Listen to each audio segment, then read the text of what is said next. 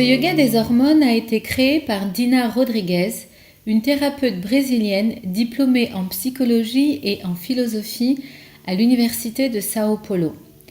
C'est à l'âge de 65 ans qu'elle entreprend ses recherches en collaboration avec médecins et scientifiques pour concevoir ce yoga des hormones dont le but est d'activer la production d'hormones féminines afin de diminuer les symptômes désagréables de la ménopause et de permettre même aux femmes considérées stériles par la médecine conventionnelle de concevoir grâce à une pratique régulière. Tous les ans, elle voyage en Europe et en Amérique du Nord pour enseigner sa technique qui est maintenant reconnue mondialement.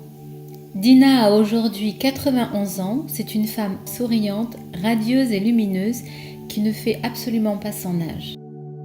Le yoga hormonal est une approche douce et naturelle qui vise à réguler et tonifier le système hormonal. Sa pratique régulière permet notamment aux femmes de faire face aux symptômes liés à la préménopause, à la ménopause et même à l'infertilité. La pratique combine des postures de Hatha Yoga, des respirations rapides et saccadées inspirées du yoga Kundalini, une circulation énergétique d'origine tibétaine, ainsi que des verrous énergétiques appelés bandhas. Les exercices agissent particulièrement sur les glandes endocrines qui sont les ovaires, l'hypophyse, la glande thyroïde et les glandes surrénales. L'ovaire et l'utérus interviennent dans le fonctionnement cyclique de l'appareil génital féminin. Mais un autre organe joue un rôle essentiel dans ce fonctionnement. C'est une petite partie de la base du cerveau, appelée complexe hypothalamo-hypophysaire.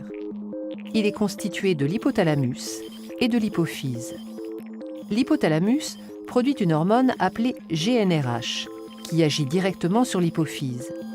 Cette dernière sécrète alors dans la circulation sanguine deux hormones appelées FSH et LH.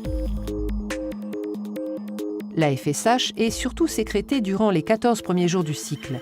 Cette hormone agit sur l'ovaire en stimulant la croissance des follicules. La LH est surtout produite juste avant le 14e jour du cycle. Le pic de LH déclenche l'ovulation. Durant les 14 derniers jours du cycle, la sécrétion des deux hormones hypophysaires diminue. Les sécrétions hormonales du cerveau sont donc à l'origine des cycles ovariens et utérins. Cependant, les sécrétions de l'ovaire exercent elles aussi en retour une influence sur le fonctionnement du complexe hypothalamo-hypophysaire. Au cours des différentes phases du cycle, l'ovaire va libérer deux hormones qui vont être détectées par le cerveau et modifier l'activité du complexe hypothalamo-hypophysaire. Durant les 13 premiers jours du cycle, la libération d'œstrogène dans le sang par l'ovaire va être détectée par le cerveau. Il va limiter les sécrétions de FSH et de LH. On appelle ce phénomène un rétrocontrôle négatif exercé par l'ovaire sur le complexe hypothalamo-hypophysaire.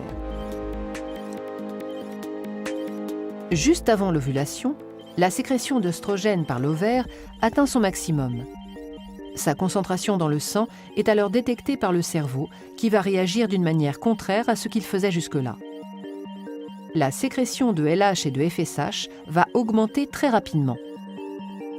On appelle ce phénomène un rétrocontrôle positif exercé par l'ovaire sur le complexe hypothalamo-hypophysaire.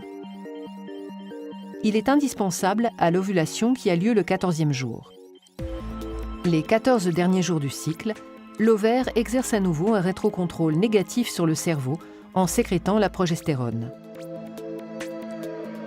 Le fonctionnement de l'ovaire, de l'utérus et du complexe hypothalamo-hypophysaire est donc cyclique chez les femmes à partir de la puberté et jusqu'à la ménopause. Il existe également une action réciproque entre l'hypophyse, la glande thyroïde et les ovaires.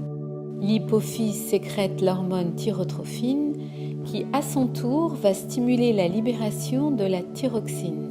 La présence de thyroxine dans le sang va intensifier l'activité ovarienne. La pratique régulière du yoga des hormones permet de maintenir l'équilibre de ce système complexe et d'éviter ainsi les symptômes de la ménopause.